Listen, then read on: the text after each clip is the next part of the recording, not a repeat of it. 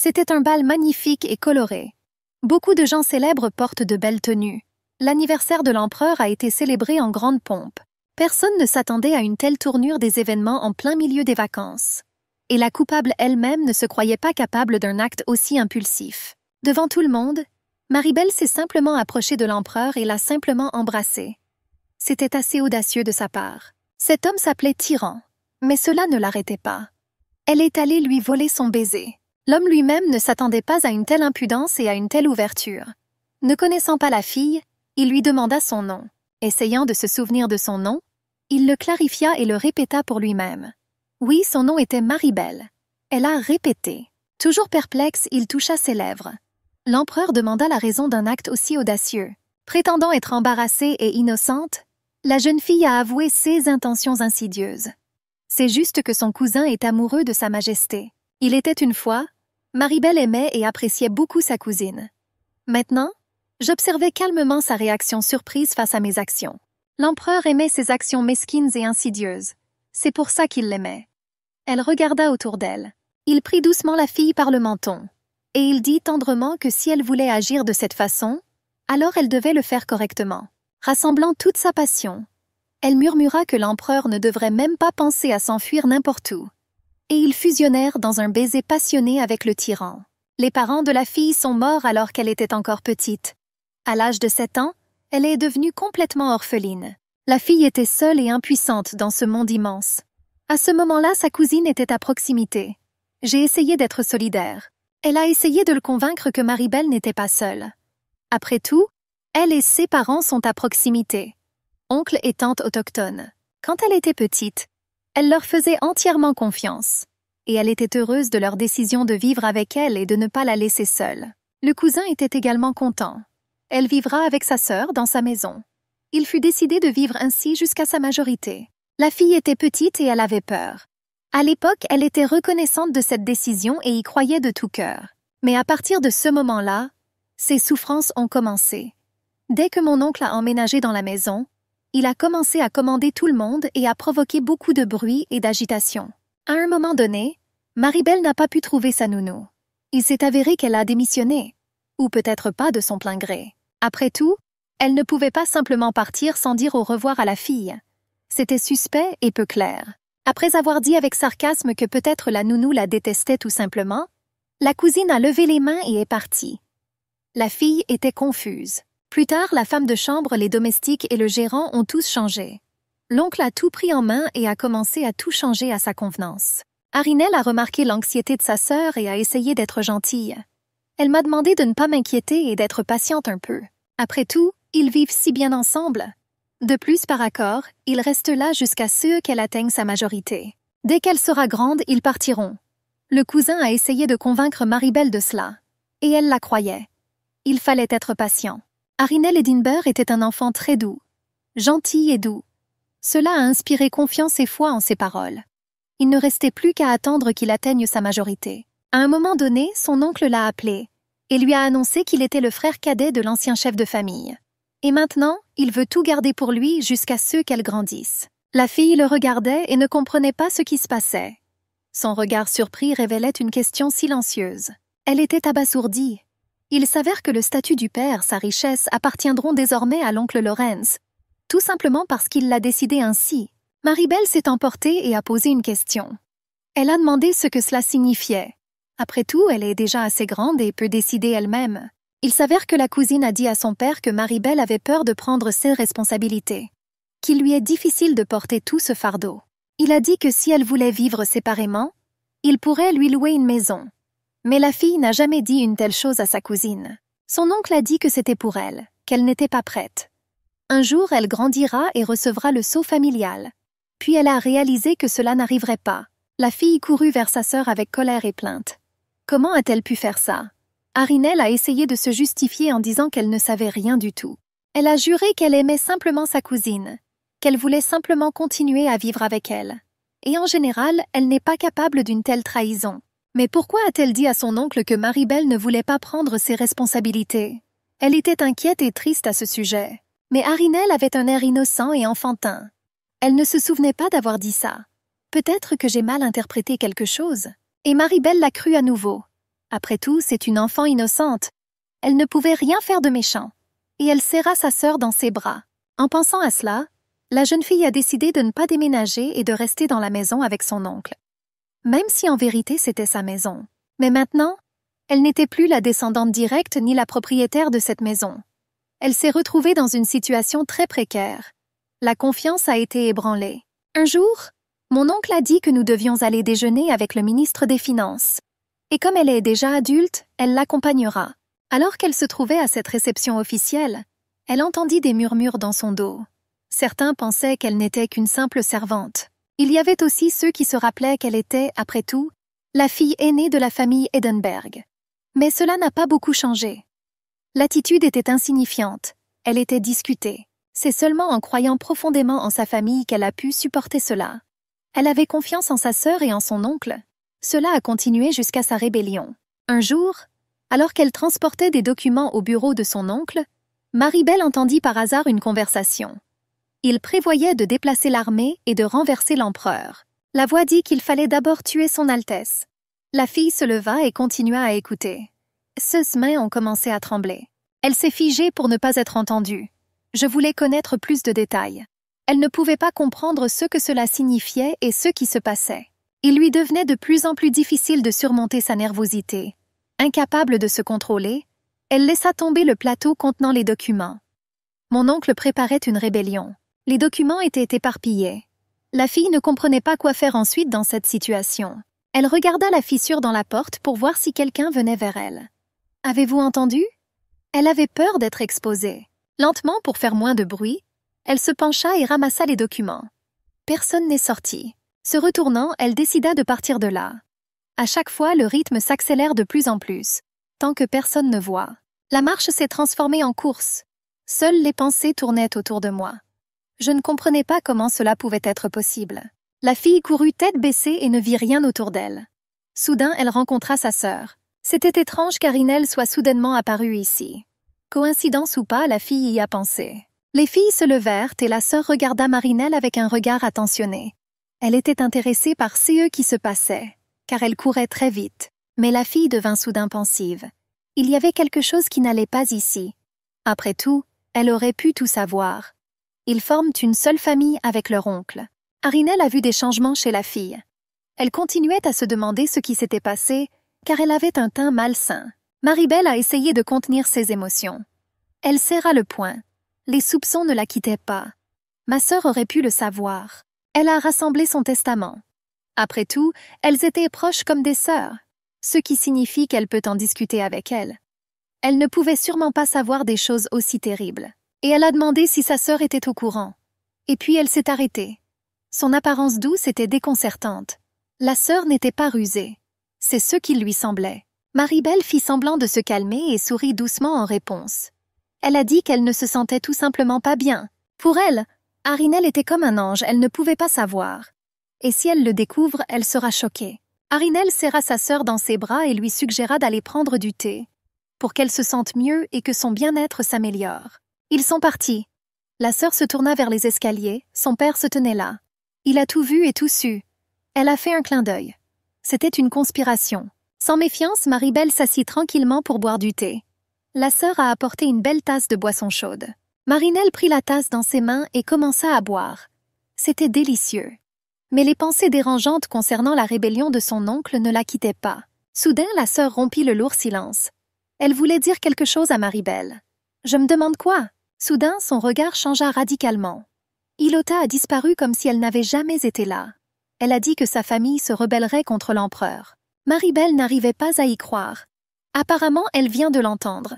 Et elle demanda à nouveau ce que sa sœur avait dit exactement. Il s'avère que l'oncle avait déjà accepté le titre de chef d'État et que la jeune fille prévoyait de devenir la nouvelle impératrice. Il n'avait plus besoin de Marie-Belle. La fille n'arrivait pas à comprendre tout ça. Ils ont vécu côte à côte pendant tant d'années. Et il semblait qu'elle ne connaissait pas du tout sa sœur. Marie-Belle se sentit devenir malade. Une vive douleur dans la poitrine me frappa.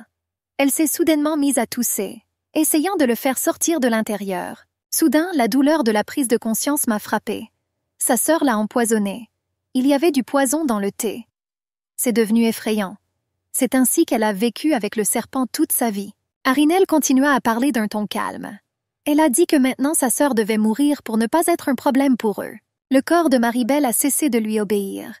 Et la cousine s'est approchée et, d'un ton hypocrite, a continué à dire que cela lui faisait mal, mais qu'elle devait le faire. Personne n'était censé être au courant de leur plan insidieux.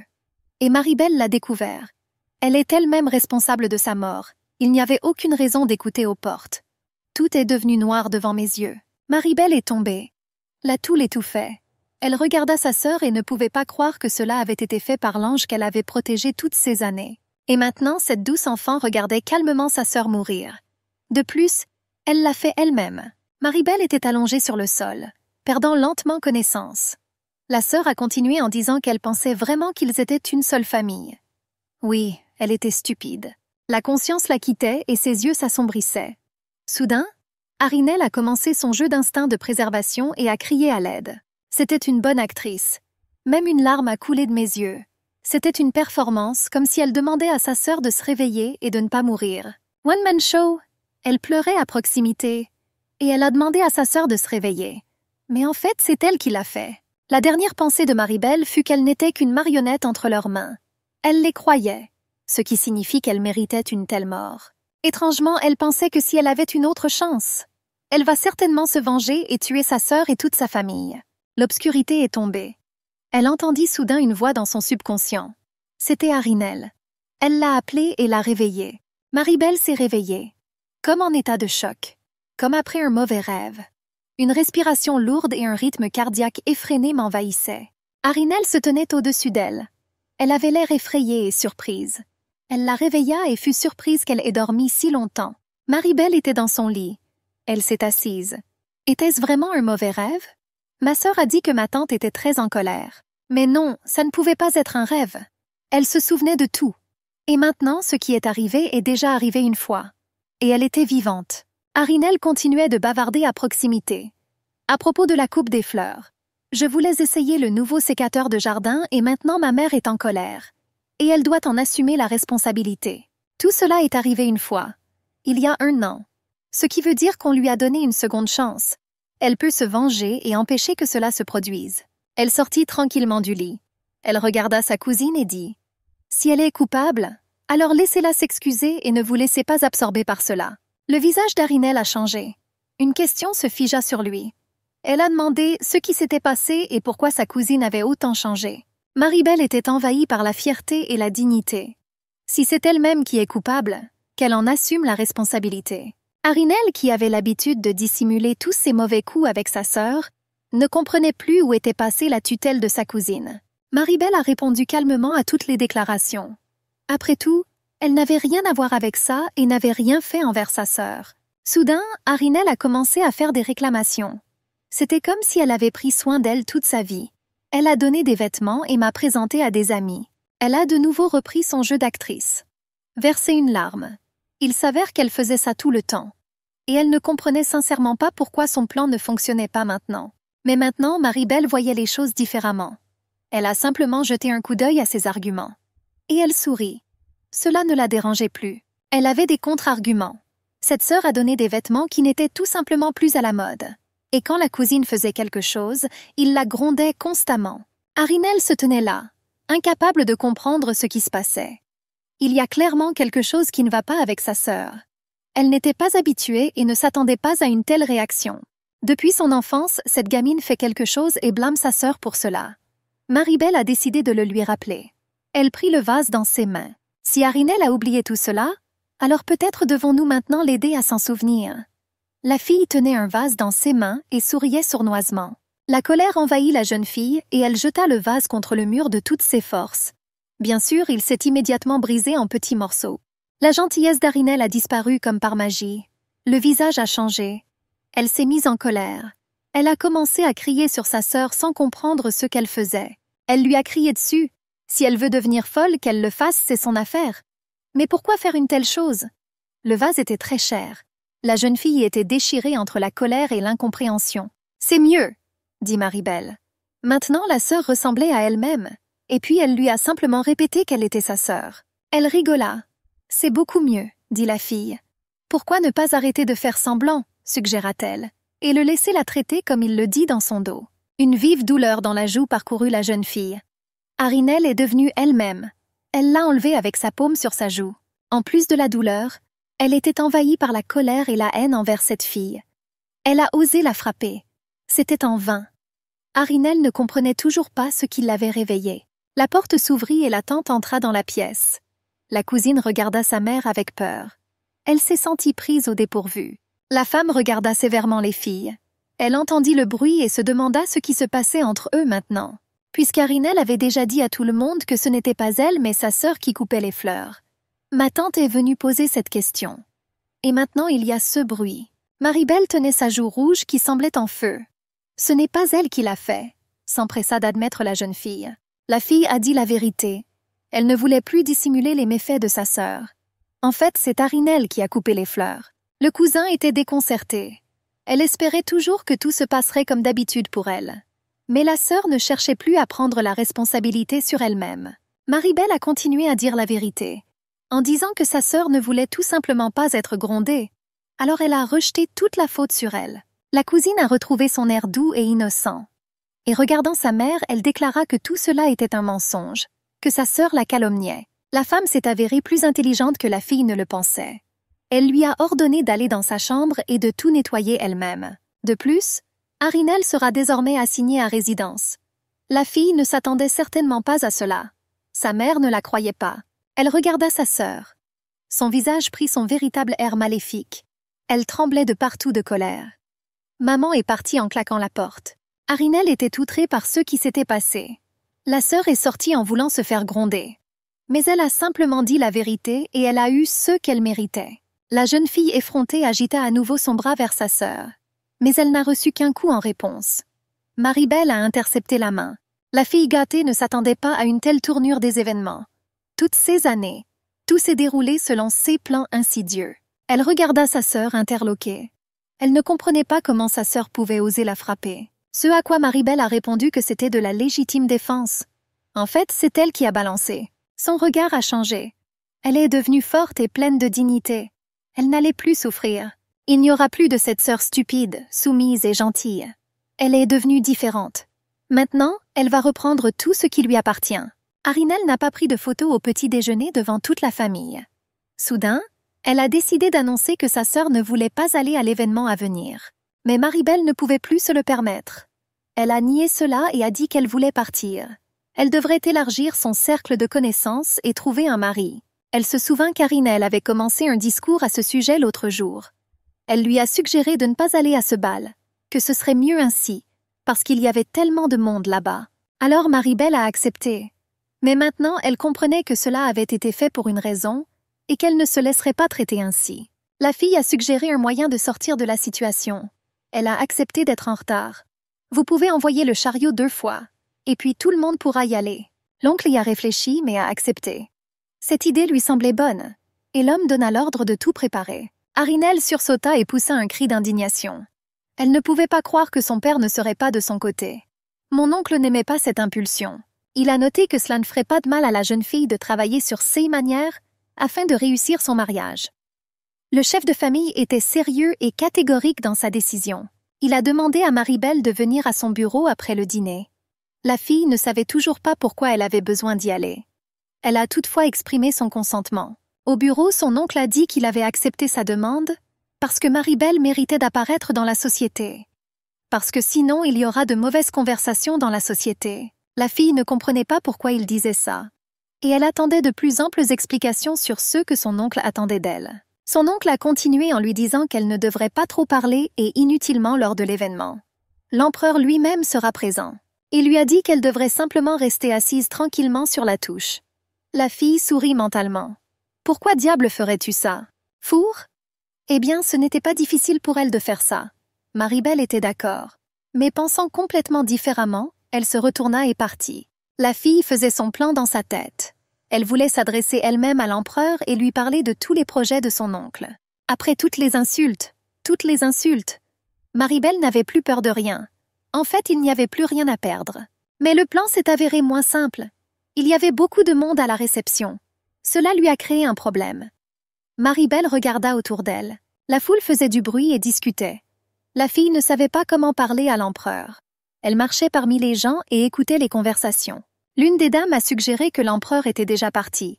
Alors que Maribel continuait à errer, elle se sentait mal à l'aise dans cette foule. Et elle a décidé de monter sur la piste. En montant les marches, elle réfléchit que la mise en œuvre de la vengeance était déjà difficile dès le début. Maribel ne savait pas comment elle allait rencontrer l'empereur. La jeune fille s'approcha de la porte de la terrasse et s'apprêtait à entrer. Mais elle entendit des voix à l'extérieur de la porte. C'étaient des voix masculines. L'intérêt a pris le dessus sur la peur, et elle a décidé d'écouter et de jeter un œil pour voir qui était là et à qui appartenaient ces voix. La jeune fille entendit une des voix s'adresser au deuxième, nommé Théobald, et il lui demanda s'il lui avait confié une tâche impossible. Maribel se souvint de qui cela pouvait être. C'est le duc Pérégrine. C'est lui qui a aidé l'empereur à usurper le trône. En écoutant tout cela, la jeune fille comprit qu'une seule personne pouvait parler au duc comme ça. C'est l'empereur lui-même. La voix derrière la porte continua. Réclamation contre le duc. Il n'a pas demandé à tuer le prince, il a seulement demandé à savoir où, mais... Une image se formait dans l'esprit de Maribel. Le prince héritier s'avère être vivant et l'empereur le recherchait. C'est peut-être pour cela que le duc d'Édimberg voulait se rebeller. Parce que le prince rassemble ses forces pour reprendre possession des lieux. La fille se tenait derrière la porte, plongée dans ses pensées. Cela vaudrait peut-être la peine de venir maintenant et de dire à tout le monde qu'elle sait qui envisage de rejoindre la rébellion. L'empereur continua à gronder son fidèle serviteur. Il a menacé de lui couper la tête s'il ne parvenait pas à accomplir la tâche la prochaine fois. La fille a eu peur. L'empereur était connu comme un tyran. Et maintenant, elle avait peur d'y aller. C'était au-dessus de ses forces. Elle décida qu'elle devait maintenant partir rapidement. Et faisant grincer accidentellement la porte, Maribel la suivit. Malheureusement, cela n'est pas passé inaperçu. Ils l'ont appelée et lui ont demandé qui était là. Et la fille s'enfuit tête baissée. L'empereur demanda à Thibaut s'il avait pu voir la jeune fille qui s'était enfuie. Après avoir ouvert la porte, ils la remarquèrent encore. Le fidèle serviteur remarqua qu'elle avait des cheveux argentés et une robe violette. Voilà ce qu'ils ont remarqué par derrière. L'empereur a demandé de ne pas faire d'erreur cette fois-ci. Et d'un ton autoritaire, il lui dit de partir. Lui-même était dans la confusion. S'étant un peu remise de ce qu'elle avait entendu et ayant apparemment pris ses distances, Maribel pensa qu'elle n'avait plus besoin de courir. J'espérais qu'il ne la trouverait pas. La fille s'est cachée derrière un mur et a décidé de se reposer. Soudain, elle se souvint d'un incident survenu il y a 1 an. Ils l'ont appelée. C'était Arinelle. Il y avait 2 autres filles à côté d'elle. S.E. amis, tous issus de la haute société et du sang bleu. Ils ne pouvaient que louer la beauté de cette réception donnée par le duc d'Édimbourg. Naturellement, c'est Arinelle qui a pris tout le crédit. Mais soudain, elle décide d'encourager et d'humilier sa sœur et ses amis. Elle a dit que Maribel l'avait aidée. Ce à quoi l'une des amies a décidé de plaisanter en disant que c'était probablement pour cela que le plat était sans goût. Et les filles rigolèrent. Les filles lui ont fait allusion en disant que quelqu'un ici ne connaît pas sa place et que cette personne n'interfère pas avec les autres. En se rappelant de tout cela, Maribel se figea. Elle ne pouvait pas l'oublier, et encore moins le pardonner maintenant. C'était le cas la dernière fois. Mais maintenant, elle avait une seconde chance. Et maintenant, elle ne les laissera pas partir si facilement. Lady Ephra rappela que beaucoup de temps s'était écoulé depuis la dernière rencontre avec Maribel au manoir. Et puis elle a réalisé que c'était un lieu public et qu'elle s'était comportée de manière très irrespectueuse. Elle se couvrit la bouche de manière théâtrale. En privé, il était normal d'appeler les gens par leur nom. J'ai suggéré que j'aurais dû l'appeler Lady Edinburgh. Mais l'amie a retiré l'orateur. Elle m'a rappelé que la vraie Lady Edinburgh était également là. Elle a fait allusion à la présence d'Arinelle. Lady Ephra baissa la tête. Elle a demandé pardon à Lady Edinburgh pour son erreur imprudente. Arinelle a demandé à la dame de lever la tête. Ce n'était pas sa faute. Elle a admis que le titre de sa sœur était douteux. Et c'était extrêmement gênant. La fille a suggéré de l'appeler par son nom dans ce cas. Mais la question de la décence s'est posée. Maribel se consolait en se disant qu'il se moquait simplement d'elle. Ensuite, il y a eu des discussions creuses. Les dames ont ri bruyamment. La conversation a changé de sujet. Notre héroïne soupira. Et puis je me suis demandé si nous avions déjà été si proches que nous nous appelions par notre nom dans une salle de banquet spacieuse. Lady Ephra commença à marmonner quelque chose d'inintelligible pour sa défense. Elle était clairement confuse. Maribel a déclaré que s'il n'y avait pas de titre à inviter, cela valait la peine de ne pas demander du tout. Surtout quand il n'y avait pas d'amitié ou de partenariat. Mais elle a donné cette permission spéciale à sa sœur Arinelle en tant que sœur cadette. Elle a assuré que ses amis essayaient simplement d'être amicaux. Et c'est pour ça que ça ne valait pas la peine de leur parler sur un ton aussi grossier. Maribel a déclaré qu'elle ne considérait pas ces dames comme dignes de communication.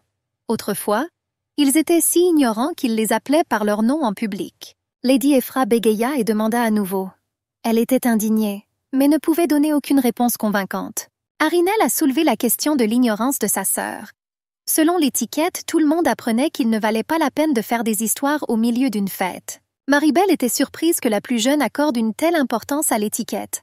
Après tout, j'ai entendu que la professeure se plaignait de la difficulté de lui apprendre les bonnes manières. La sœur suffoquait d'émotion, ne sachant pas quoi répondre à l'aînée.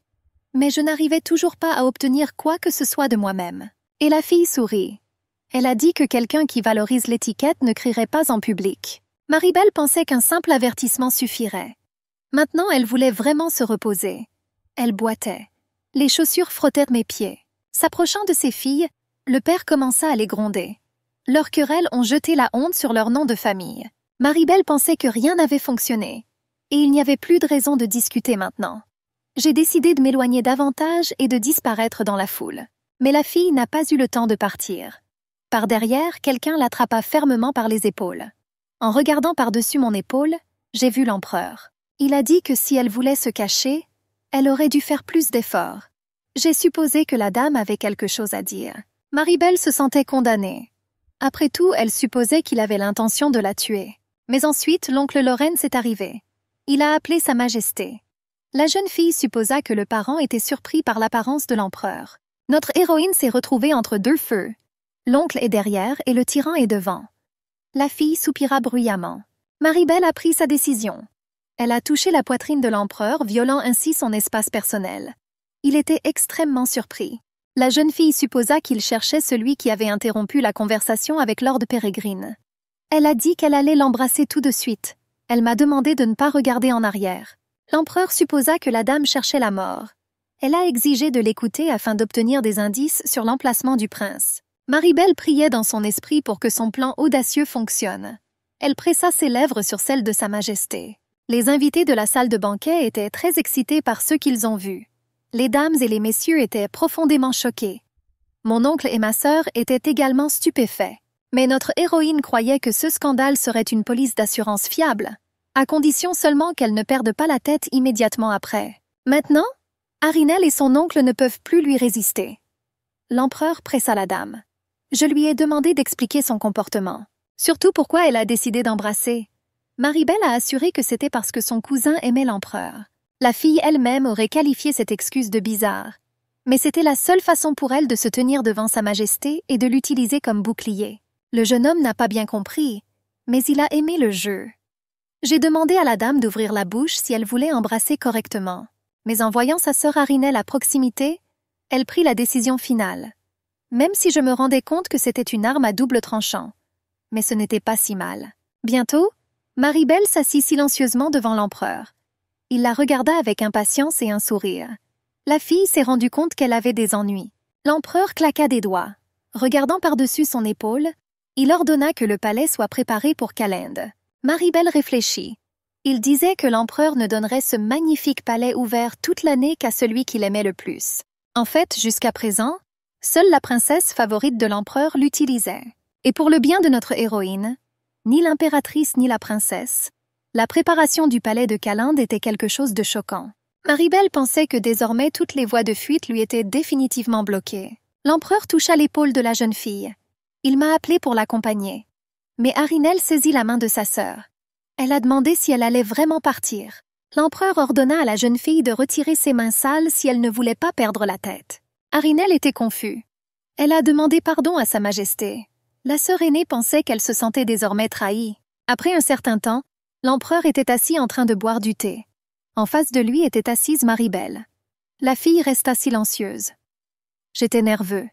Elle a serré l'ourlet. Beaucoup de temps s'est écoulé ainsi. Fatiguée d'attendre, elle fut la première à rompre le silence. Elle a exprimé le désir d'entendre de Sa Majesté les questions qui l'intéressaient. L'empereur posa la coupe. Il sentait qu'il n'aurait pas dû demander. Je ne pouvais pas faire confiance à un étranger. Maribel a assuré qu'elle était arrivée sur la terrasse par hasard. Et c'était une coïncidence si elle avait accidentellement entendu une partie de la conversation. L'empereur pensait que c'était l'excuse parfaite pour devenir espion. Et si la dame voulait prouver son innocence, elle devait fournir les informations dont Sa Majesté avait besoin. Maribel supposait que même s'il faisait cela, l'empereur la considérerait toujours comme une espionne. Et puis, il perd immédiatement la tête dès qu'il énonce l'information nécessaire. Le jeune homme devint pensif. La dame a continué. Ce serait compliqué de la tuer maintenant. Après tout, beaucoup ont vu comment Sa Majesté a amené la jeune fille au palais. L'invité a supposé qu'elle était là parce qu'elle pouvait être utile. Après tout, il y avait de bonnes chances d'attraper ceux qui envisagèrent d'organiser un soulèvement. L'empereur a déclaré qu'il n'avait pas encore décidé quoi faire d'elle ensuite. Mais il n'a pas encore décidé si la fille pourrait lui être utile. Il sourit. Il a admis qu'il avait initialement eu l'intention de la tuer. Mais pour l'instant, j'ai décidé de remettre ça à plus tard. La fille a demandé s'il croyait à sa sincérité. Sa Majesté souhaitait que Maribel soit avec lui pour le moment. Il n'y croit toujours pas, mais au moins c'était suffisant pour la fille. L'invité a demandé si la manière de l'utiliser avait déjà été décidée. L'empereur regarda attentivement. Et il lui a demandé de lui dire dans quoi elle était douée. Maribel gloussa. Elle a déclaré avoir appris l'art floral, la broderie, la culture, l'autodéfense, et avoir joué du piano et du violon. L'empereur se demandait si c'était là toutes ses capacités. La jeune fille a ajouté qu'elle pouvait toujours faire les tâches ménagères. Le jeune homme a déclaré que les baisers pourraient également être inclus dans la liste. J'ai supposé que l'invité faisait cela souvent, car cela s'est bien passé. Maribel sourit. Elle m'a assuré qu'elle n'avait jamais embrassé auparavant, et elle pensait que c'était une capacité innée. L'empereur se leva. La fille s'est tendue face à ses actions. En s'approchant, il souleva le menton de l'invité. Il a dit qu'il avait déjà décidé comment il l'utiliserait. Se penchant sur la dame, il commença à embrasser ses lèvres avec ravissement. Maribel a profité du moment et l'a attrapé par le ruban. Le jeune homme se figea de surprise. L'empereur a dit que seuls ceux qui avaient 10 vies libres se comportaient ainsi.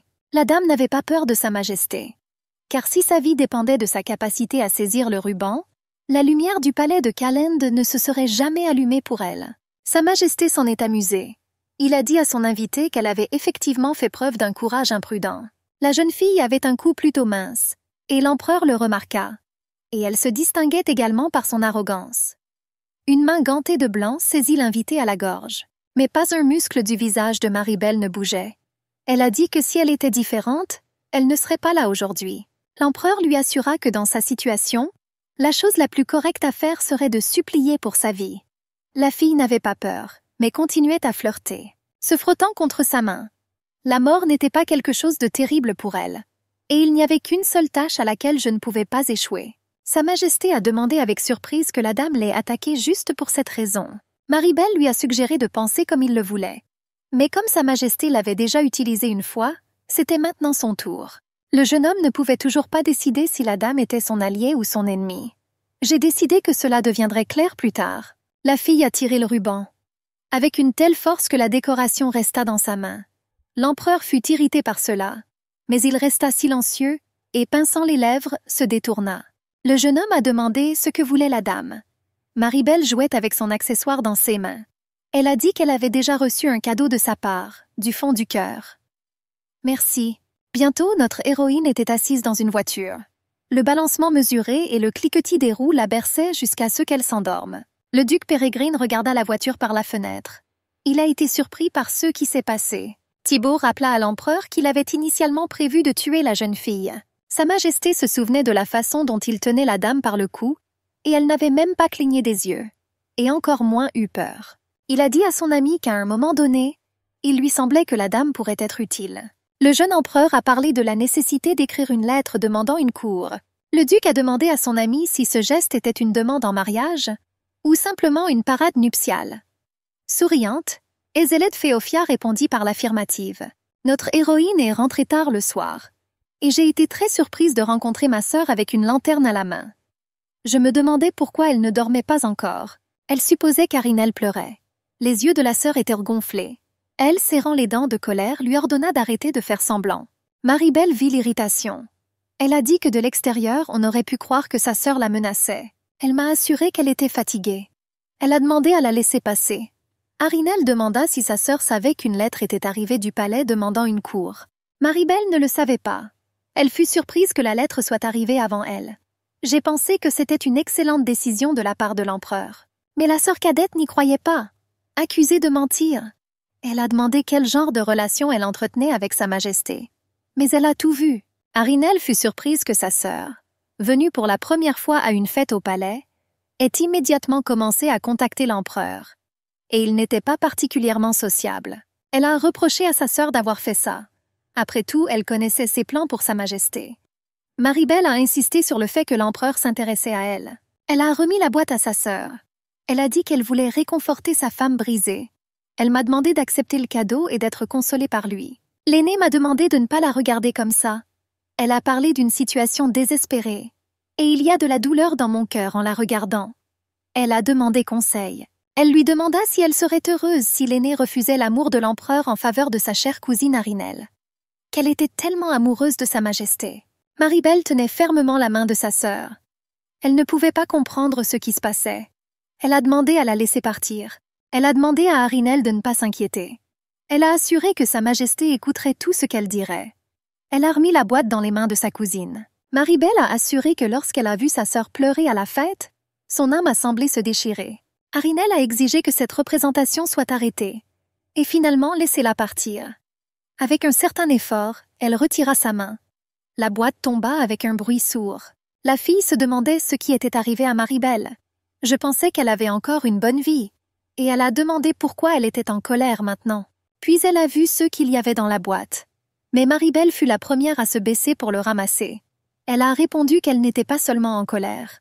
Elle posa le ruban de l'empereur sur sa poitrine et l'admira. Regardant Arinelle droit dans les yeux, elle dit qu'elle voulait se venger.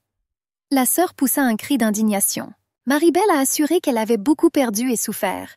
Et ma sœur le savait mieux que quiconque. La fille l'a montré avec ses mains et a demandé ce que c'était. Après tout, Arinelle aurait dû le voir hier aussi. C'était la précieuse cravate de Sa Majesté. Elle le posa négligemment sur le sol avec un bruit sourd. Comme sa sœur était très amoureuse de l'empereur, Maribel lui a demandé de l'amener ici. Elle m'a demandé de prendre la cravate et d'essuyer mes larmes. Après tout, le cousin n'avait plus rien à perdre maintenant. Debout dans la cour de son ancienne maison, Maribel entendit une voix douloureusement familière l'appeler par son nom. C'était une nounou qui avait été chassée un jour. La jeune fille s'est dépêchée de serrer dans ses bras cette chère femme. Ils ne s'étaient pas vus depuis si longtemps et ils se manquaient. Les larmes montèrent aux yeux de la nounou. Elle l'a élevé depuis sa naissance. Et maintenant, je ne pensais même pas que je le verrais un jour. La fille a ri. Ce n'est pas le moment de mourir. La nounou dit des bêtises. Désormais, ils vivront ensemble dans le palais impérial. La femme se ressaisit et essuya ses larmes. Puisque sa pupille est désormais l'impératrice, elle doit absolument être là et prendre soin d'elle. Maribel sourit. Bien sûr que c'est vrai. Même si elle-même ne comprenait pas encore ce qui allait se passer ensuite. Et deviendra-t-elle impératrice? Se souvenant de l'étreinte de l'empereur, pensa-t-elle. Mais le fait qu'elle vive au palais n'est qu'une façon pour lui de garder la jeune fille enfermée. Mais maintenant, la fille n'avait plus peur de ça. Le plus important, c'est qu'elle s'est échappée de cette maison. Et elle a quitté cette famille. Elle a pris la nounou par la main et lui a dit qu'il devait partir d'ici. Et il n'y a pas besoin de pleurer maintenant, car ils sont ensemble. L'autre jour, avant de partir, elle s'est approchée de son oncle et lui a dit qu'elle ne vivrait plus avec eux. Mais elle lui demande d'appeler la nounou. La fille voulait partir avec elle. L'oncle voulait mentir en prétendant que la nounou avait elle-même quitté la famille. Mais Maribel ne se laissait pas tromper. Elle a dit qu'elle savait que c'était lui qui avait mis tout le monde dehors. La fille se retourna et regarda la maison de son enfance. Elle a compris qu'elle ne reviendrait plus jamais ici. Elle se sentait un peu triste. Ils montèrent dans la voiture pour partir. Du coin de l'œil, la jeune fille vit son oncle regarder par la fenêtre et les saluer. La nounou était ravie du château de Calande. Elle ne pouvait pas croire qu'à partir d'aujourd'hui, il vivrait là. La femme regarda autour d'elle, la bouche ouverte. Elle n'avait jamais vu autant de beauté dans un seul bâtiment. Maribel était ravie du bonheur de sa nounou. Ces émotions positives étaient inspirantes. La femme était comme un enfant. En regardant le palais avec sa nounou, la fille a commencé à réfléchir. Après tout, maintenant elle vivra vraiment ici avec l'empereur. Même après la vengeance qu'elle désirait tant, elle devrait rester ici, avec l'empereur tyran. Cela m'a rendue un peu triste. La nounou, bien sûr, l'a remarqué, et elle a demandé la raison du changement d'humeur de la fille. La femme a décidé que Maribel devait être tombée malade. Après tout, quelle autre raison pourrait-il y avoir à sa pâleur? Elle a bondi pour essayer le front de la fille. Mais Maribel n'était pas sexy. Et la nounou a suggéré à la fille de faire une promenade dans le jardin. Cela devrait la faire se sentir mieux. Maribel se redressa. Elle se sentait si bien que quelqu'un se souciait à nouveau sincèrement d'elle. Incapable de se retenir, elle s'accrocha à cette chère femme. La nounou a serré la fille dans ses bras.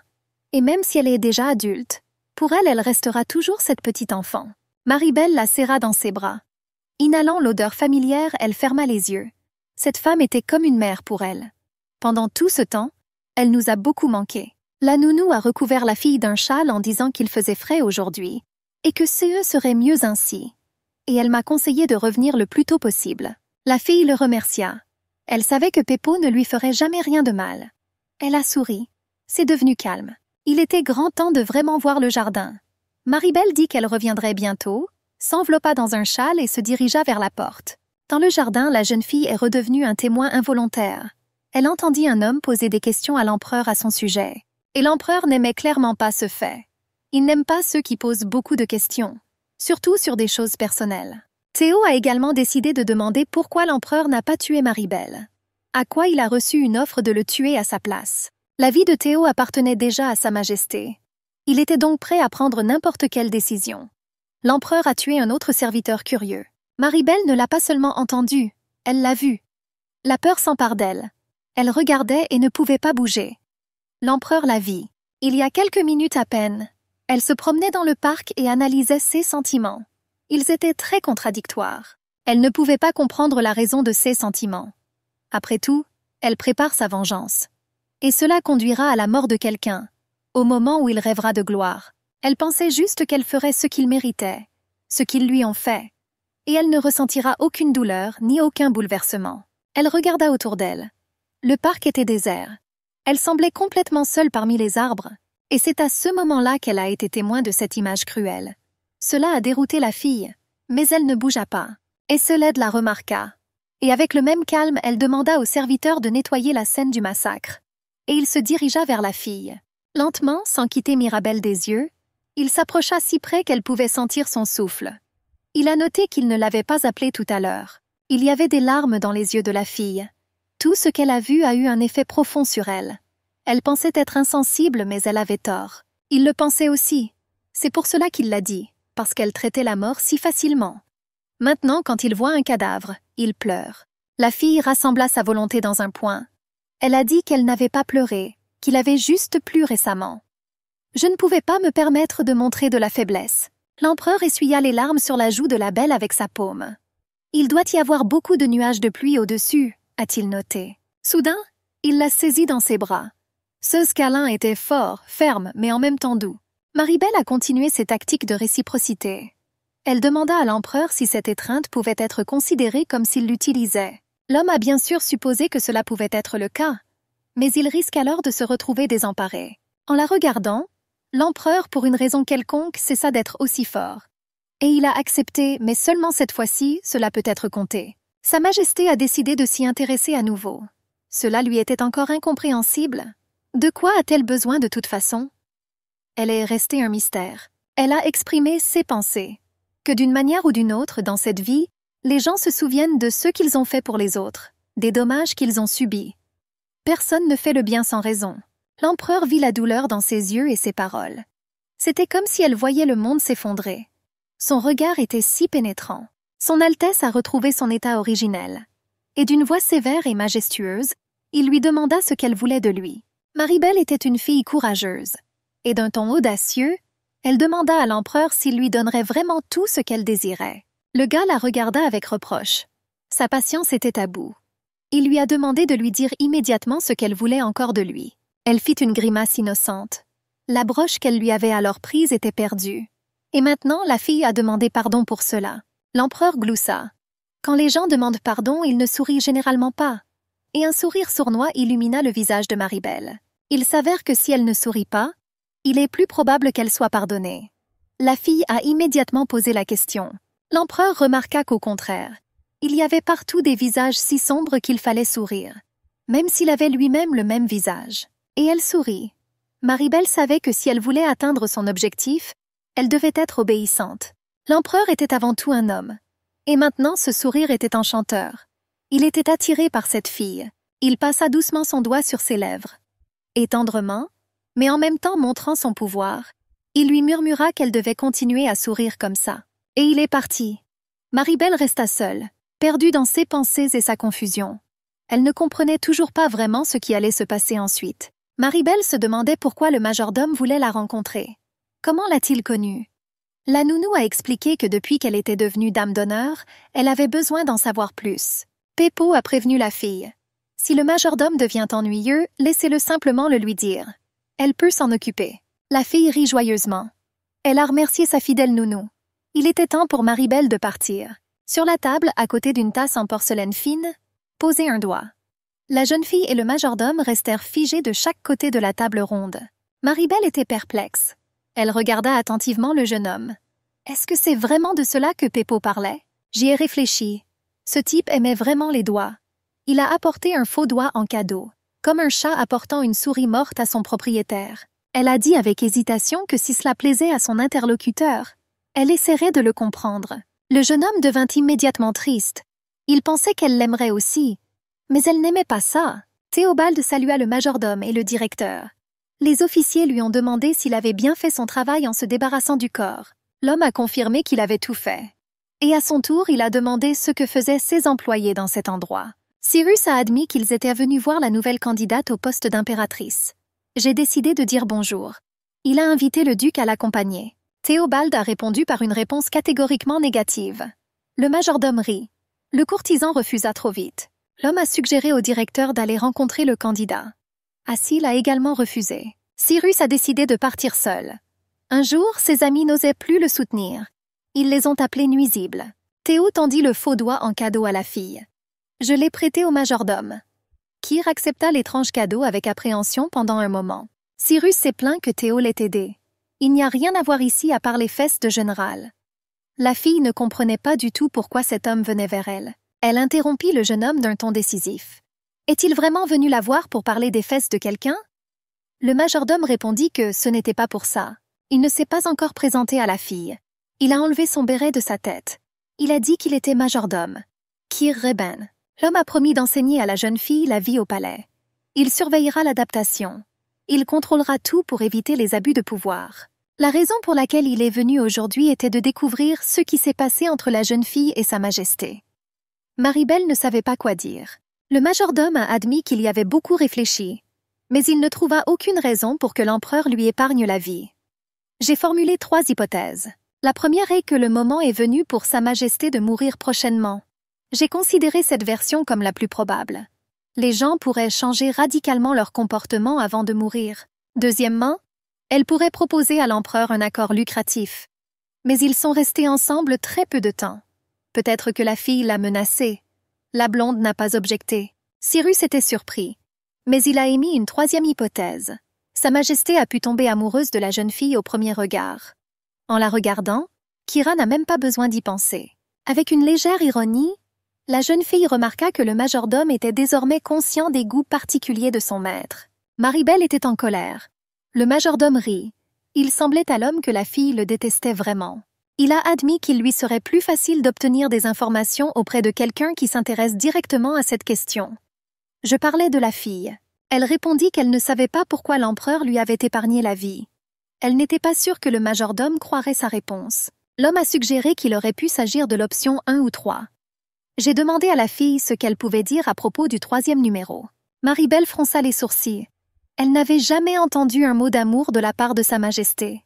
Et elle était sûre qu'elle ne l'entendrait plus à l'avenir. La cour de l'empereur n'était qu'à un niveau formel. Les avis étaient encore partagés quant à savoir si Maribel deviendrait impératrice. Le majordome n'a pas envisagé la première option. Il a ajouté que la jeune fille ne savait pas mentir. Kir aimerait que Maribel le fasse avec sagesse. La blonde nota que pour obtenir la réponse souhaitée, il serait préférable que le majordome avoue tout de suite. L'homme croyait réellement que rien n'était plus important que d'apprendre à connaître quelqu'un. Alors je me suis préparée, et je lui ai apporté un faux doigt en cadeau pour se faire des amis. Le majordome baissa les yeux. Il espérait que la fille aimerait le cadeau. Maribel était surprise. Kir s'affaissa. Il ressemblait à un chaton battu. Le cadeau de l'homme était toujours posé sur la table. La jeune fille se rendit compte que le majordome lui avait apporté un doigt coupé en cadeau. Elle supposait qu'elle comprenait pourquoi le majordome n'avait pas d'amis. Cyrus n'était pas d'accord avec cette déclaration. Il a insisté sur le fait qu'il avait un ami. Cyrus a annoncé qu'il n'avait pas d'amis. Il lui a offert son amitié si elle avait pitié de lui. En échange d'une histoire sur la relation avec le roi. La fille a refusé. Leur conversation fut soudainement interrompue par l'empereur. Il a demandé pourquoi Cyrus était là. Le majordome commença à bégayer et ne savait pas quoi répondre. Ezeld fronça les sourcils d'un air menaçant. Il croisa les bras sur sa poitrine. Il a ordonné une réponse quant à la raison de la présence du majordome. Théo conseilla au majordome de lui sauver la vie. J'ai remarqué qu'il était difficile de survivre longtemps dans le palais. Cyrus a passé toute sa vie aux côtés de l'empereur. Il ne croyait pas qu'il pourrait le tuer si facilement. Le majordome regrettait beaucoup de ne pas avoir écouté le conseil à ce moment-là. Sa Majesté était en colère. J'ai insisté pour une réponse immédiate. Doit-il vraiment demander 2 fois à son sujet? Ezeld attrapa le majordome par le cou. Kir commença à bégayer. Les yeux de l'empereur devinrent injectés de sang. Il a exigé une réponse. Pourquoi le serviteur était-il là? Cyrus comprit que pour répondre, Sa Majesté devait lui lâcher le cou. Il ne pouvait pas prononcer un mot pendant qu'il était étranglé. Une pensée traversa l'esprit de Maribel quant à la raison pour laquelle elle était si silencieuse maintenant. Après tout, cette femme lui parlait tout récemment. Les yeux du majordome exprimaient l'horreur et la peur. Il était perplexe. « Combien de temps peux-tu simplement regarder ?» Il a supplié la fille de l'aider avec ses yeux. L'empereur tendit la main vers son épée. Il a déclaré que Kir serait désormais certainement en mesure de lui donner une réponse à sa question. La pointe de l'arme était pointée directement vers la gorge du serviteur. Il a demandé si la place du majordome était là. Peut-être qu'il a donné l'ordre d'entraîner Maribel aujourd'hui. L'empereur se souvenait bien qu'il avait ordonné que cela commence la semaine suivante. Sa Majesté lança un regard furieux à son serviteur. Maribel regardait cette scène en silence. Je me demandais si Sa Majesté allait vraiment tuer son majordome. La fille croisa les bras sur sa poitrine. J'ai attiré l'attention de mon récent interlocuteur. Il la regarda comme si elle pouvait l'aider d'une manière ou d'une autre. Si Cyrus décidait soudainement qu'Ezeled l'aimait, alors il se trompait lourdement. La fille ne savait pas comment cela pouvait arriver. Elle se rendit compte que le serviteur ne savait rien de leur accord avec l'empereur. Avec cela, tout devint clair pour elle. Mais que devrait-elle penser de la situation avec son doigt? La fille toucha doucement l'étrange cadeau. J'ai essayé de comprendre si c'était l'annulaire ou l'index. J'y ai réfléchi. Selon elle, c'était le doigt d'un homme. En comparaison, les doigts de Cyrus étaient beaucoup plus fins. Je me suis souvenu de la confession d'un homme. Que plus d'un jour s'est écoulé depuis que Théobald n'a pas participé aux affaires. La fille devina facilement qu'il s'agissait de Thébaldi Pérégrine. Maribel se demandait si son interlocuteur voulait réellement la prévenir de cette manière. Si c'était le cas, cela la bouleversait vraiment. La fille s'est figée. Ces longues boucles étaient éparpillées dans son dos. Maribel a décidé qu'il serait préférable de lui demander en personne. Un bruit aigu attira son attention. Le majordome expira et gémit. L'épée de l'empereur transperça l'homme. Le sang coulait. La blonde pensait avec effroi que de cette façon Sa Majesté tuerait vraiment Cyrus. La jeune fille a décidé de faire un pas désespéré. Elle s'est approchée d'Ezelad et a admis qu'elle avait besoin de lui parler. L'empereur lui a donné la permission de parler. La fille regarda le majordome blessé. Elle a admis qu'elle se sentait mal à l'aise de parler devant lui. L'empereur ordonna à Maribel de venir à lui. La fille fit quelques pas. L'homme était malheureux. Il tira brusquement la fille vers lui. Quand il lui a dit de venir, cela signifiait qu'elle devait s'approcher très près. La fille se retrouva pressée contre l'homme. Il força la blonde à saisir la poignée de son épée. Il couvrit sa main délicate et gracieuse avec sa main forte. Il murmura à l'oreille de Belle pour lui faire serrer plus fort sa main. L'homme pressa le dos de la fille contre sa poitrine. Il s'accrochait fermement. La blonde regarda dans les yeux effrayés de Kira. L'empereur a dit qu'elle devait s'y habituer. Cela se produisait ici tous les jours. Maribel ferma les yeux. Appel à Sa Majesté. Si des gens mouraient tous les jours, quand sa tête tomberait-elle de ses épaules? L'empereur tourna ses yeux rouges vers elle. La jeune fille demanda une réponse et attendit ce que Sa Majesté lui dirait. L'empereur était indigné. La fille a clarifié. Lui a-t-on donné une épée pour pouvoir plus tard ordonner d'être poignardé avec? Et s'il voulait lui faire peur, ils auraient dû choisir une autre méthode. Celui-ci n'était pas du tout impressionnant. Maribel serra le poing. Mes mains tremblaient.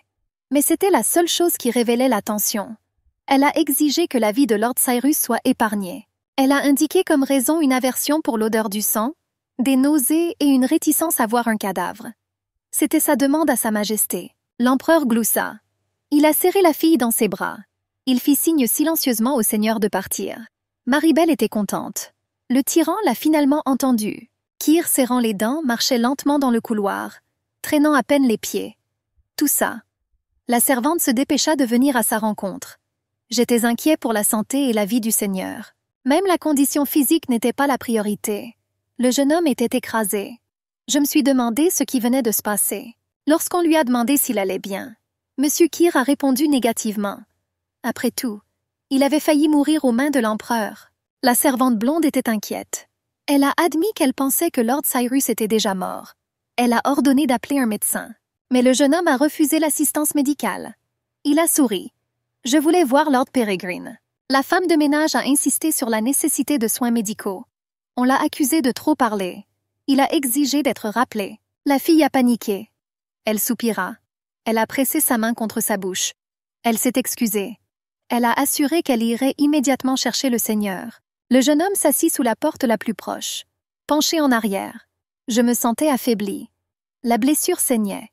Je pensais que lui et Théo avaient fait une erreur après tout. Pendant ce temps, l'empereur parlait avec Maribel. Je lui ai demandé pourquoi elle n'avait pas peur. Et pourquoi a-t-elle fait ce qu'elle voulait? La fille répondit fermement. Elle croyait que tuer Lord Cyrus était inutile. L'empereur se saisit la tête avec lassitude. Il a dit que les gens n'avaient aucune valeur pour lui. Mais ils n'ont apporté que des pertes. Maribel ne voyait aucun intérêt à tuer. Non pas pour le profit, mais simplement parce qu'elle ne comprenait pas la valeur de la vie. Elle a dit qu'en lui épargnant la vie, l'empereur subirait des pertes. Il a demandé à nouveau avec surprise. La fille s'est approchée de l'épée. Maribel a déclaré qu'épargner sa vie n'apporterait que des pertes à sa majesté. Encore plus que la vie de Lord Cyrus. Elle enjamba résolument le manche de l'arme. Elle s'est rapprochée de l'empereur. Elle lui a demandé avec audace et défi s'il allait la tuer. Il a demandé à arrêter. La fille lui a assuré qu'un jour il regretterait de ne pas l'avoir tuée. Après tout, elle allait l'utiliser comme une arme de vengeance. L'empereur pressa sa main encore plus fort sur sa joue. Et le deuxième la serra autour de la taille. Il a qualifié cela d'ambitieux de l'utiliser de manière aussi effrontée. Maribel regarda le tyran dans les yeux avec audace. Elle a dit qu'il avait besoin d'elle. Et donc sa majesté ne pouvait pas la tuer. Et Zéladue était sur le point de dire quelque chose. Mais la jeune fille pressa son doigt sur ses lèvres, exigeant le silence. Se dressant sur la pointe des pieds, elle tendit la main vers sa joue. J'ai donné un tendre baiser. Maribel a dit ces mots d'adieu à sa majesté. J'ai regretté de ne même pas avoir pu me présenter correctement. Il a pris cela comme un désir de changer de sujet, et j'ai décidé de jouer le jeu. Mais seulement cette fois. Et il a exprimé ses regrets de ne même pas l'avoir remercié d'avoir accepté l'offre. Vois, bienvenue entre mes bonnes mains. Il lui embrassa galamment les doigts. Maribel pensait que son salut était tardif. Mais pour se venger, elle promit de prendre son parti. L'empereur embrassa tendrement Lady Edinburgh sur les lèvres. Il lui a demandé si c'était ce qu'elle voulait. Notre héroïne réfléchissait en l'embrassant. Que l'empereur est attirant, et que ce serait dommage de le jeter après avoir reçu les informations nécessaires. Elle a décidé de prendre tout ce que l'empereur pouvait lui donner. Et si cela était nécessaire pour se venger, elle pourrait même tomber amoureuse de sa majesté. Théobald de Pérégrine se pencha et regarda le jeune homme. J'ai été surpris par son apparence. Il a assuré qu'il ressentait de la douleur. Théo a demandé si c'était seulement l'épaule qui était blessée. On m'a demandé ce qui s'était passé. Et il suggéra de soigner d'abord le blessé. Il a appelé les gens à se lever. Lord Cyrus assura qu'il ne pouvait pas se lever, et il demanda à le porter. En même temps, il n'avait pas l'air malheureux du tout, car il souriait avec contentement. Lord Théobald fut furieux de cette nouvelle. Mais il a accepté quand même. Et silencieusement, il prit l'homme blessé et le mit sur son épaule. Cyrus protesta. Il n'aimait pas ça comme ça. C'était gênant. Mais Théo répondit qu'il avait honte lui aussi. Il demanda au seigneur de se taire, menaçant de le jeter à l'eau. Les servantes les observèrent de loin. Les gars étaient assis sur la terrasse. Cyrus a assuré qu'il comprenait la raison de l'intérêt de l'empereur pour cette femme. On savait également que Théo n'avait de nouveau pas réussi à retrouver le prince héritier. Elle supposait que la femme savait où se trouvait le prince. Le silence est tombé sur l'Empire il y a à peine 2 mois. Avant cela, l'air de la capitale était saturé de sang. Théophile Zélé devint empereur en coupant la gorge de 5 frères. C'est pourquoi il est devenu connu comme un tyran et un objet de peur populaire. Cependant, en fait, le frère aîné de Baudouin, Théophile, qui était censé devenir empereur, a survécu et a disparu sans laisser de traces. Et maintenant, pendant qu'il attendait, il se préparait au soulèvement. Kir a autorisé cette option, puisque la fille était toujours en vie. Théo supposait qu'elle pouvait être une espionne. Il était clair qu'elle avait un atout dans sa manche. Théobald a vu du danger en elle. L'interlocuteur a accepté car lui-même a failli mourir. J'ai suggéré à Théo d'y aller la prochaine fois. Cyrus a vu plus de bizarreries chez la dame qu'il ne l'avait initialement supposé. Un courage excessif. C'était comme si demain n'existait pas pour elle. Le Seigneur ne voulait plus rien avoir à faire avec Maribel. Et il voulait changer son emploi du temps scolaire. C'est ce qu'il pensait. Mais le lendemain, l'empereur nomma Lord Cyrus Premier ministre. Il fallait donc une nouvelle personne pour gérer le palais. L'impératrice pouvait également faire cela. C'est pourquoi il a été ordonné de commencer sa formation aujourd'hui. Le jeune homme s'est figé. Maribel a dit qu'ils se connaissaient déjà. Le Seigneur regretta de ne pas être mort cette fois-là. La panique s'empara de lui. Bientôt, ils étaient assis à table et vaquaient à leurs tâches. La fille a décidé que c'était plus facile qu'il n'y paraissait. Le jeune homme a achevé le transfert des affaires intérieures. Maribel attendait plus d'eux. Kir lui fit un compliment discret. L'interlocuteur a remarqué que le Seigneur était de mauvaise humeur malgré sa promotion. Il a rétorqué qu'il y avait beaucoup de travail à faire. La fille a demandé à être appelée par son nom, parce que Lady Edinburgh était le nom de sa cousine. Le Seigneur avait du mal à la comprendre, et ça ne lui a pas plu. Maribel considérait cela comme un honneur. Le jeune homme a assuré que lorsqu'il la regardait, son épaule commençait à lui faire mal. Cyrus a parlé de l'agencement du palais, sa division en parties et leur but. Interrogé par la dame, il répondit qu'il n'était pas particulièrement heureux qu'elle devienne impératrice. Maribel a conclu qu'elle avait sauvé la vie d'un homme ingrat. En entrant par la porte ouverte, Cyrus assura que des chevaliers s'entraînaient ici. Belle regarda le Seigneur avec reproche. Elle soupçonnait que quelque chose n'allait pas. Une zone d'entraînement pour les chevaliers au milieu du château. Peu probable. Cette arme était trop bonne pour l'entraînement. La fille a exigé la vérité. Au même moment, elle l'attrapa et pointa l'épée sur lui. Naturellement, Cyrus avait peur. Ce n'était en effet pas une épée d'entraînement, mais une vraie. Et le gars a demandé à le laisser descendre pour qu'il n'y ait pas de problème. Maribel regarda autour d'elle. Il n'y avait pas une goutte de poussière sur le matériel. Et cela semblait trop cher pour former des chevaliers. La fille était têtue et exigeait toujours la vérité. Elle doutait qu'il s'agisse d'un terrain d'entraînement. Peu importe ce qu'il disait. Mais Cyrus était également têtu. Il a insisté sur le fait qu'il disait la vérité. Cela signifie qu'il est préférable pour la fille d'abaisser l'épée pour ne blesser personne. La jeune fille intrépide a une fois de plus souligné que l'arme était de la plus haute qualité. Et elle passa brusquement l'épée dans sa paume. Naturellement, à la suite d'un tel acte, je me suis coupé la main et très gravement. Elle grimaça de douleur. Et la robe fut tachée de sang. Le directeur effrayé fut choqué par un tel acte. Il ne pouvait pas croire ce qu'elle venait de faire. Il a crié qu'elle devait être devenue folle. D'un mouvement brusque, le gars arracha l'épée des mains de la fille. Maribel n'a pas abandonné. Oui, il avait raison, elle ne lui ferait pas de mal. Mais elle pouvait se faire du mal. Et elle a cherché d'autres équipements. Kir voulait juste crier pourquoi elle faisait ça. Mais l'équipement était déjà tombé avec fracas. Le manager a compris que cela ne se terminerait pas comme ça. Il se tenait là, effrayé, regardant la jeune fille impudente. Maribel sourit sournoisement. Et elle a laissé entendre que si elle faisait autant de bruit, n'importe qui pourrait venir. Même l'empereur. Et elle avait raison. L'empereur accourut au son de ce rugissement. Et avec un regard sévère et en colère, il demanda ce qui se passait ici. Le directeur s'est rendu compte de la situation dans laquelle il se trouvait désormais. Et il s'avère que sa blague s'est retournée contre lui. Et maintenant, une image intéressante s'ouvre à l'empereur. Le gérant a l'épée, mais le bras de Mirabel est blessé. En regardant cette image dans son ensemble, les yeux de l'empereur se remplirent de colère. Il a exigé une explication de Cyrus. Quelques minutes auparavant, une conversation sérieuse avait eu lieu dans le bureau de Sa Majesté. Et il s'agissait de la famille Edinburgh. L'empereur apprit qu'avec la mort du père de Maribel, presque toutes les informations les concernant avaient été perdues. Il est fort probable que cela ait été fait intentionnellement. Et puis il s'est souvenu que la fille avait immédiatement dit qu'elle l'utilisait pour se venger. L'image commençait à se dessiner. Sa Majesté donna immédiatement l'ordre de tout savoir sur le duc Edinburgh. Il voulait comprendre quel genre de personne il était et ce qu'il faisait. Il avait une idée sur ce sujet. Il a donc demandé à son assistant s'il y avait d'autres postes vacants au palais. Tous les postes vacants du palais ont été pourvus, à l'exception des postes d'administrateur. C'est Kir qui exerce pleinement les fonctions de manager.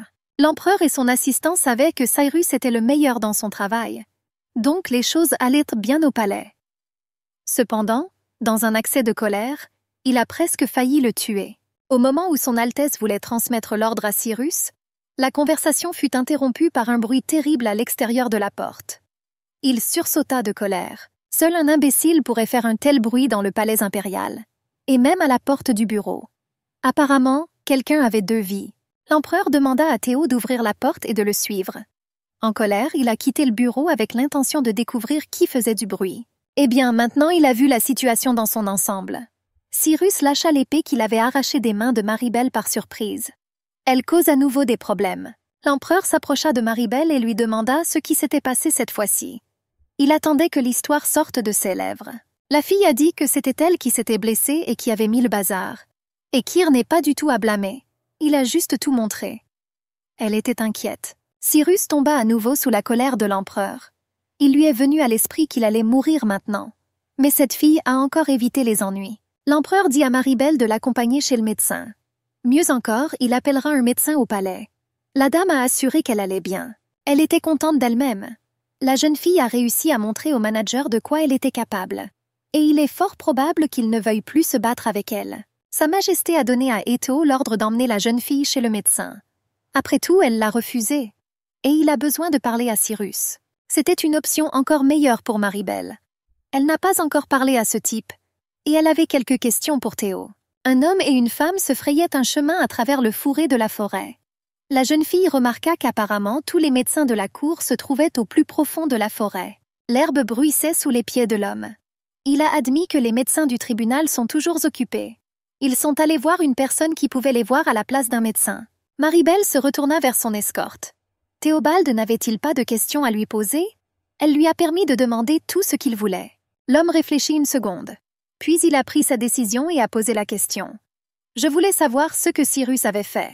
La fille a admis que Kyr était têtu. L'interlocuteur a indiqué que Kyr semblait être une personne ouverte.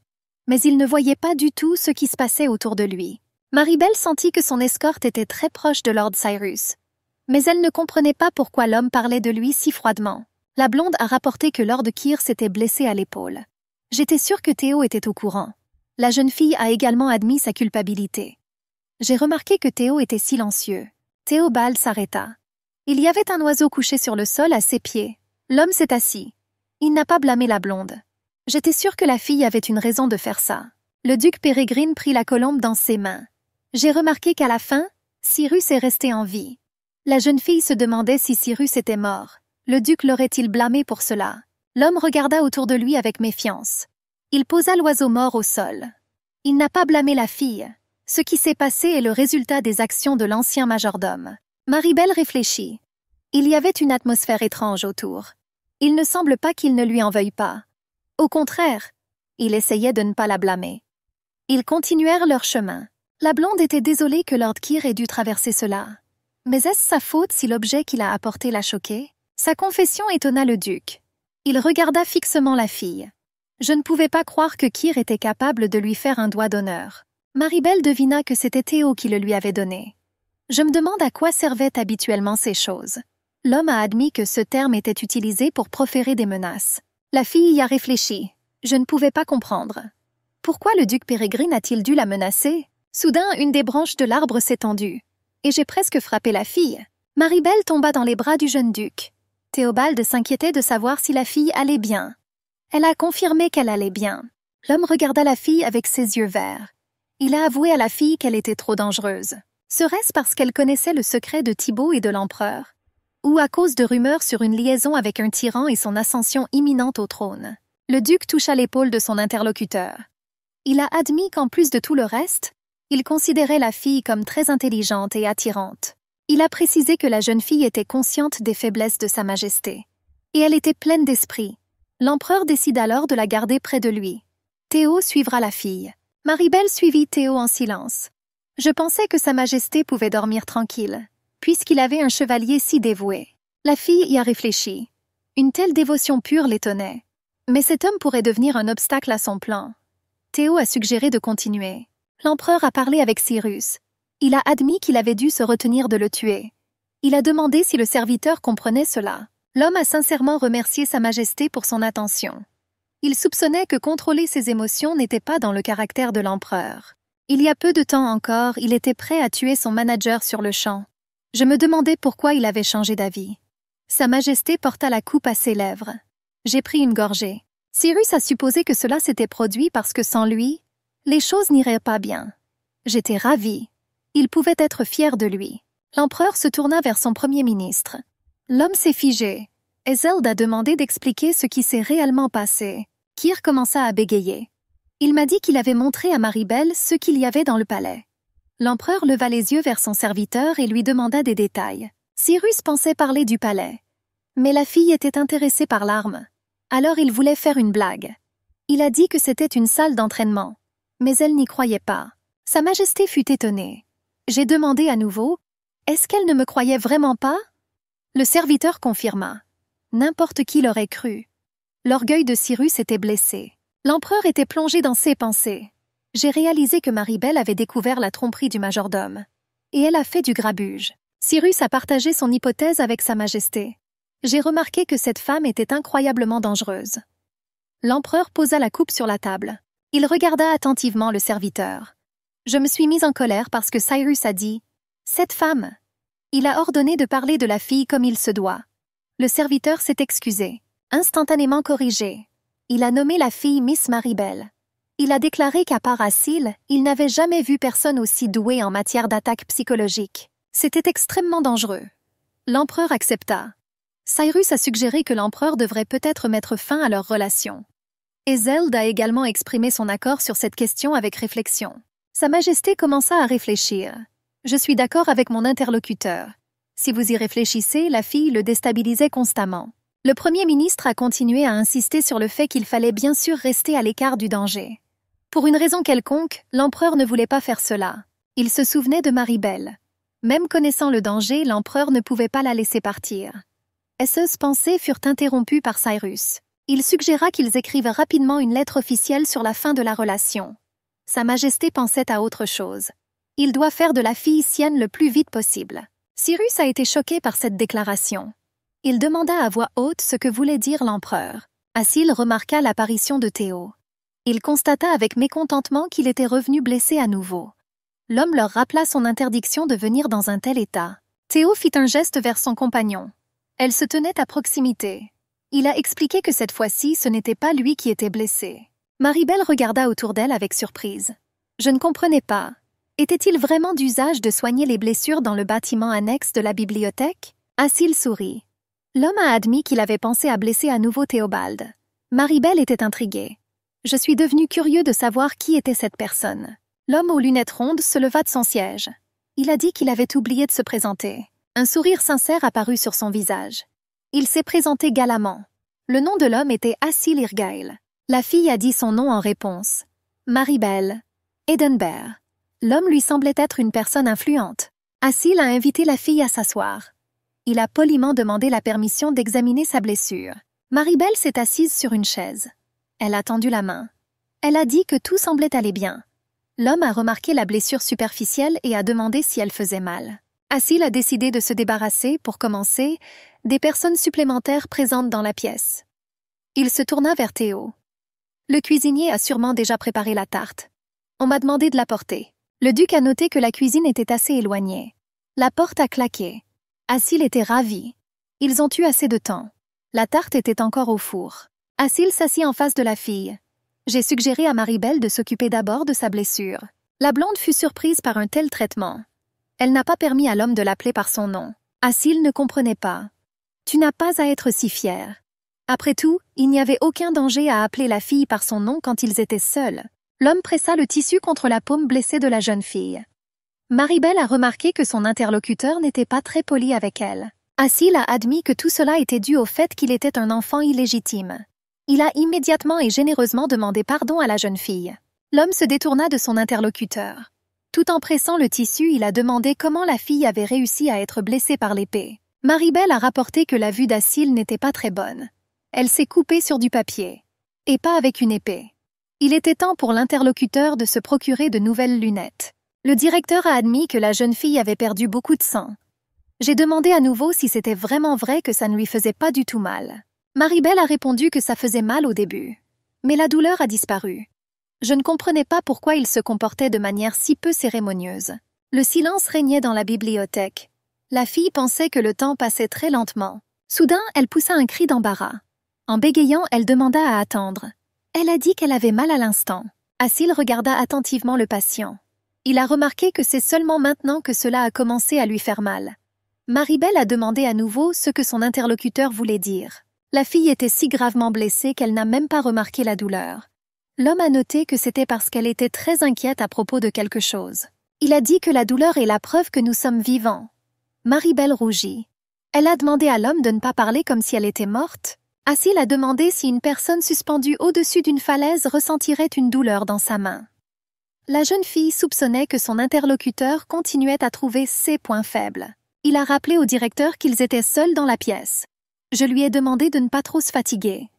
Maribel sentit comme si l'homme commençait à la réconforter tendrement. Asil a suggéré qu'il serait utile que la jeune fille s'engage de temps en temps dans une introspection. Il le croyait sincèrement. Belle ne pouvait pas croire qu'il y avait un tel homme dans le palais. Asil a indiqué que le traitement était terminé. Et dans 2 jours, tout sera guéri. En seulement 2 jours. Comment c'est? L'homme a admis que c'était un secret professionnel. Il nous a proposé d'attendre un peu pour manger un morceau de tarte. Asil était désolé que Belle n'ait pas accepté de rester. J'ai dit au revoir jusqu'à la prochaine fois. La blonde répondit « Certainement. » L'empereur se tenait à la fenêtre. Cyrus demanda à Sa Majesté ce qu'il avait décidé de faire. Ezeld savait qu'il voulait faire de Maribel sa propre fille. Mais je ne savais pas vraiment quelle était la meilleure façon de procéder. Cyrus interrompit ses pensées. Il a rapporté que la fille était déjà dans ses bras. Ce n'était pas suffisant. Il fallait la laisser à proximité, sans restreindre sa liberté. Le serviteur a insisté. Je voulais savoir ce que l'empereur prévoyait de faire ensuite. Ezeld a dit qu'il irait voir ce qui se passe. Cyrus était perplexe. Où va l'empereur? Le blond a admis qu'il avait décidé d'aller au palais Calende. Cyrus était perdu. Pourquoi tout d'un coup? Il demanda si l'empereur ne lui dirait pas d'appeler lui-même la jeune fille. Mais Sa Majesté ignora la question de son serviteur. Cyrus observait son maître avec inquiétude. J'ai remarqué que Sa Majesté avait soudainement beaucoup changé. Maribel s'est rendue compte que la haine était toujours avec elle. Elle se souvenait que sa sœur la traitait d'idiote. Je me suis souvenu de sa tromperie. La fille mourait encore et encore dans son sommeil. La sœur a admis que le corps de la jeune fille s'était transformé en pierre, parce qu'elle l'avait préparé spécialement pour elle. Maribel pensait que si elle fermait les yeux, le matin reviendrait. Il faisait noir dans la pièce. Le bruit des pas était étouffé par le tapis moelleux. L'homme s'est arrêté.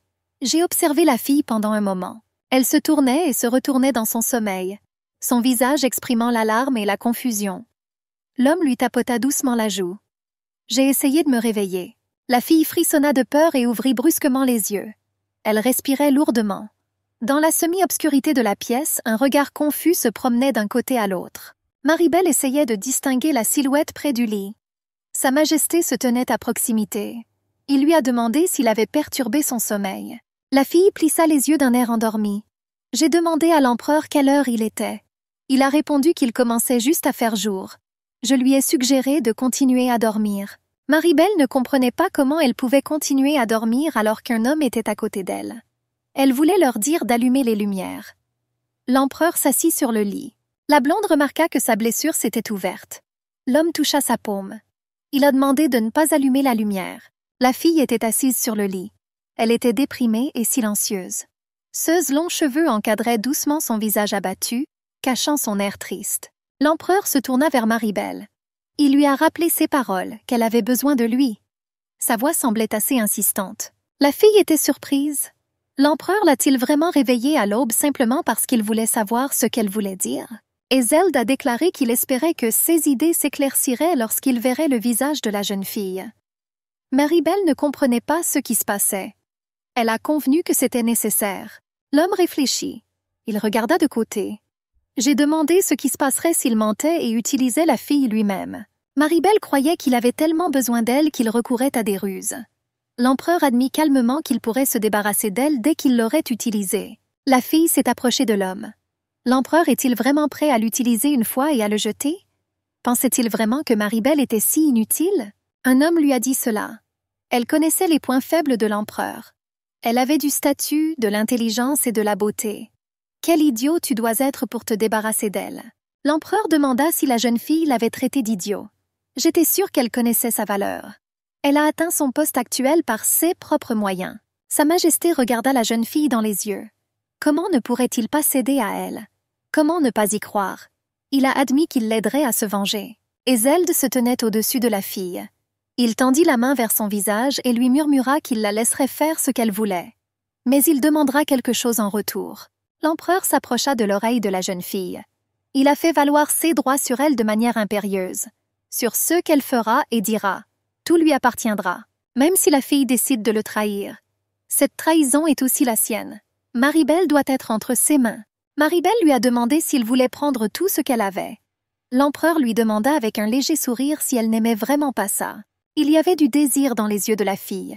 Elle ne comprenait pas quoi faire. L'empereur ne signifiait pas grand-chose pour elle. L'homme embrassa silencieusement sa paume blessée. Le matin, la nounou est venue rendre visite à la fille. Peppo a demandé comment la dame se sentait. Maribel a admis qu'elle n'allait pas très bien. À cause des célèbres, elle ne pouvait pas dormir du tout. La fille se sentit déprimée lorsqu'elle se souvint de la nuit précédente. La nounou a eu une idée. Elle a entendu dire que Sa Majesté était restée dans la chambre de la fille toute la nuit jusqu'à l'aube. Maribel sourit. Tout n'était pas comme ça. La nounou exigea avec insistance une confirmation. Elle lui a demandé de jurer sur sa vie. La fille a gentiment refusé. La nounou émit un gémissement anxieux. Elle a parlé du caractère naturel des relations entre un homme et une femme. La fille l'a arrêtée. Elle m'a assuré que la nounou avait tout mal compris. Peppo remarqua la naïveté enfantine de la dame. Elle m'a suggéré un thé calmant qui m'a aidé à bien dormir. La jeune fille a accepté les soins avec gratitude. La voix masculine lui reprocha soudain de n'avoir jamais rencontré d'élèves qui faisaient attendre leur professeur. La fille se retourna lentement. Kir Rebain se tenait devant eux. La nounou parlait avec confusion à la vue du Premier ministre. Elle se demandait pourquoi les bonnes ne l'avaient pas prévenue de sa visite. Maribel remarqua calmement que le seigneur était arrivé tôt. L'homme n'était pas d'accord. J'ai demandé ce que faisait la dame. La jeune fille fut surprise par un tel traitement. Lord Cyrus a demandé ce que la fille n'aimait pas. Ce genre de traitement ne lui convenait-il pas? Maribel réfléchit. L'homme a commencé à l'appeler dame. Lorsque sa paume fut blessée, il modéra immédiatement son ardeur. Kir baissa les yeux. J'ai demandé pardon pour hier. Il a admis que c'était une blague de bienvenue. La fille sourit. D'accord avec sa confession. Elle a accepté ses excuses avec générosité. Cyrus promit de raconter les parties restantes d'Ixantium. Et puis, à la bibliothèque, ils pourront étudier l'histoire de l'Empire. Lord Cyrus a demandé à Mirabel ce qu'elle savait de l'histoire de l'Empire. Il ne peut pas s'avérer qu'elle ne sache rien du tout. La fille sourit. Elle est déjà fatiguée. Elle fut interrompue par une voix familière. L'homme était surpris que ce soit Maribel. La fille regarda fixement l'homme qui lui parlait. C'était son oncle. Le frère cadet de son père a remarqué qu'il ne s'était pas vu depuis longtemps. J'ai demandé comment allait la fille. Maribel rejeta catégoriquement la compagnie de l'oncle Lorenzo. Il s'est montré surpris par ses manières. Il a noté le succès de la réunion. Cyrus observait leur conversation avec intérêt. La fille était sûre que son oncle ne s'inquiétait pas pour elle. Mais il voulait certainement savoir s'il y avait un moyen d'amener sa fille Ariel au palais. Si tel est le cas, elle suggère alors de regarder la vérité dans les yeux. La fille a admis qu'elle était un peu occupée maintenant. J'ai décidé de quitter mon oncle. Je voulais passer. Soudain, une main masculine forte l'a attrapée par le coude et l'a retenue. Mon oncle a demandé comment Miribel avait accueilli Sa Majesté. La fille réfléchit un instant. Comment elle a rencontré Ezeled? Cela est arrivé à cause de la trahison de mon oncle. La fille aurait-elle dû dire la vérité? Maribel savait qu'elle ne pouvait pas se venger de son oncle. Il ne pourra pas parler de la trahison qu'il préparait. Elle était curieuse de savoir quand son oncle préparait une rébellion. Si la fille connaissait l'heure exacte, cela aiderait Sa Majesté. Maribel baissa les yeux. Elle a admis avoir rencontré l'empereur pour la première fois lors d'une réception. Mon oncle n'y croyait pas. Accusé de mentir. Cela ne pouvait pas être la première fois. La fille y a réfléchi. Pourquoi a-t-il demandé s'il n'allait pas la croire? J'ai demandé à Lord Cyrus combien de personnes Sa Majesté tuait par jour. L'homme toussa prudemment. Je l'ai compris dans mon esprit. Il a répondu que parfois il n'y en avait qu'un. Et parfois il y en avait même 10. Maribel a demandé sarcastiquement si cela serait un problème si elle tuait personnellement une personne. Le Premier ministre a accepté. Bien sûr que non. L'oncle resta figé, perplexe. Il regarda silencieusement la fille de son frère aîné.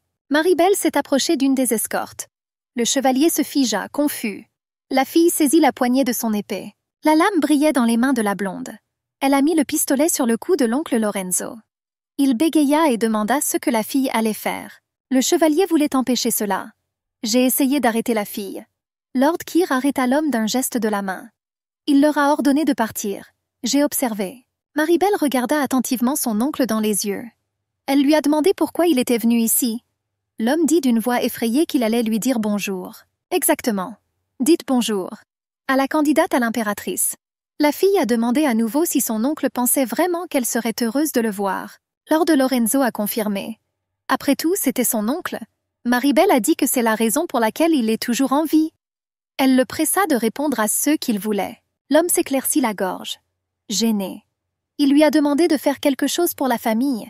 Il a demandé si la jeune fille pouvait parler avec Sa Majesté. Comme Maribel l'avait prévu, son oncle ne la voyait que comme un outil pour atteindre ses objectifs. On entendit des pas derrière lui. La fille soupira. Quel genre d'épée est-ce qui est si lourd? J'ai compris qu'il me fallait être encore un peu patient.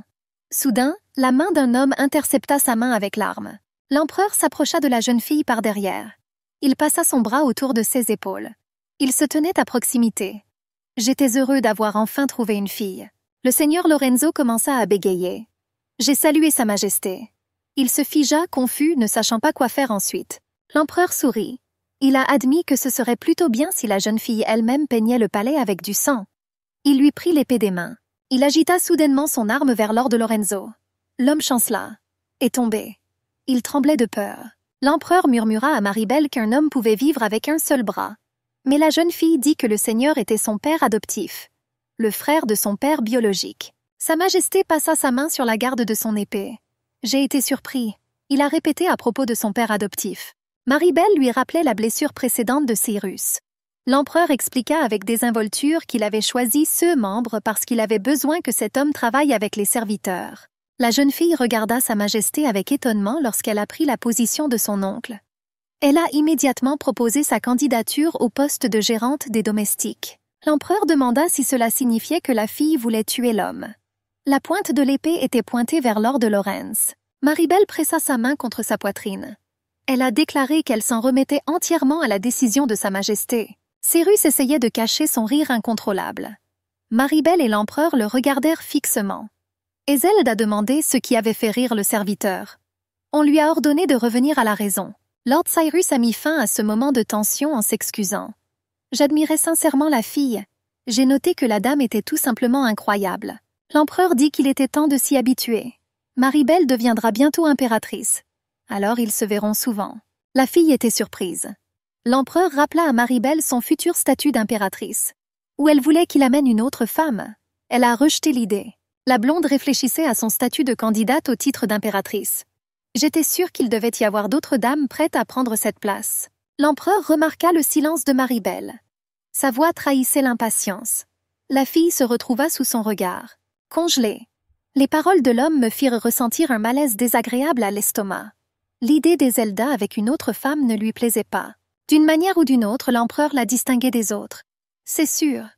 Souriant doucement, elle informa Sa Majesté qu'il n'y avait pas besoin d'une autre femme. Lord Keir a fait une blague inappropriée sur la possibilité de trouver un homme au lieu d'une femme. L'empereur coupa court à sa suggestion maladroite par un cri aigu. Ezeld tourna son attention vers l'oncle Bell, un membre possible de la famille impériale. Lorenzo demanda si l'empereur avait l'intention de faire de sa nièce impératrice. L'homme avait peur. Ses yeux s'écarquillèrent. Il était à genoux. La jambe blessée était couverte de sang. Il s'éclaircit la gorge et se tourna vers Sa Majesté. Ezeld interrompit grossièrement la tentative de parole de Lord Lorenzo. Il semble qu'il ne lui ait pas permis d'ouvrir la bouche.